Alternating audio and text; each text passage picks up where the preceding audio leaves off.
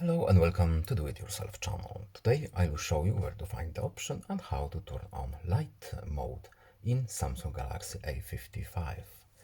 So where to look for this option and how to enable our dark mode.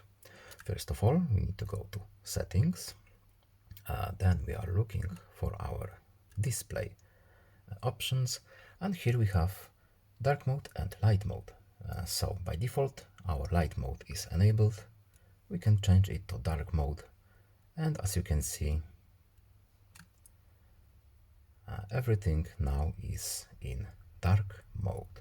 Of course, to turn it back, we can simply go back to our light mode, and that's it. Very easy to do.